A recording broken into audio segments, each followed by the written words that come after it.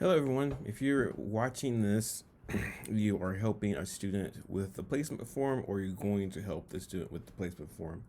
This placement form is very easy to do.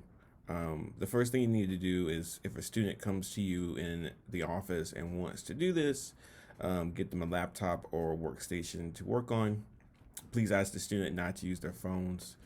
Preferably, just make sure their phones are put away, and tell them that you can't help them with the form, which is super important.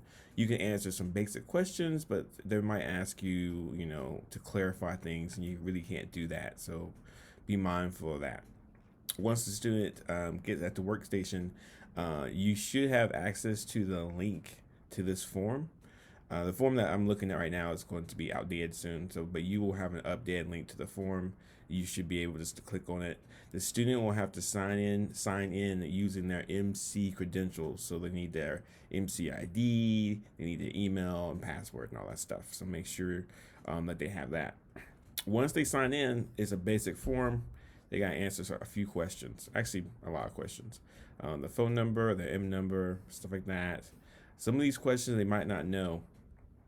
One really important question is number 6. Be mindful of number 6. If a student is an international student, or if a student did not go to high school here, if they're an international student, they can't take this form. They need to contact the ESL team. So that's a question you can ask them before you even start the form. You can ask them, "Are you an international student?" If they say yes, they cannot do this, and they need to be referred to ESL and ELAP. If they're not, then it's okay. You can always look into Starfish and check their M number to see if they're an international student or not. Starfish will tell you. Then just keep answering questions. Number 7's a question they always kind of have. It doesn't matter what it is, but it is important if we have this information. If they've taken a class at MC within the last 5 years, they cannot use this form. They need to look at their old test scores, so keep that in mind. If they're 16 or under, if they are not college age, if they are still in high school, they cannot take this form. And we can find this out when we work with the student in their placement, but it's nice to know ahead of time. So if a student is too young to take this form, be mindful of that. If the student has went to another institution before and taken college classes, they should send us their transcripts. So this is important. So if a student has already taken classes somewhere else and they're trying to take classes here, they don't necessarily need to take this, and they need to contact us. Some other basic questions might help. And here's the main part here. If the student's doing this, they can request to be placed into 4 classes: IRW 001, IRW 002, 101 011, and 101 regular. And so the student needs to kind of have awareness of it.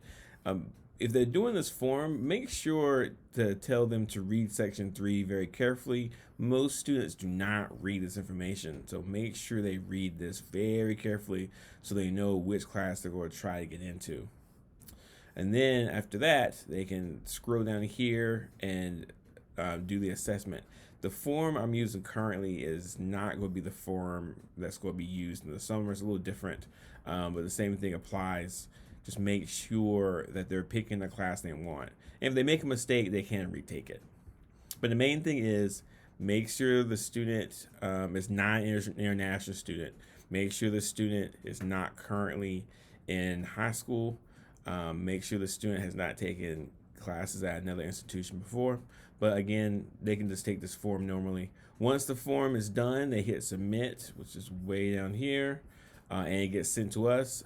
You can tell the students that they have about 48 hours. So it takes us about 48 hours to send them the results. It can happen sooner, but it depends how busy we are.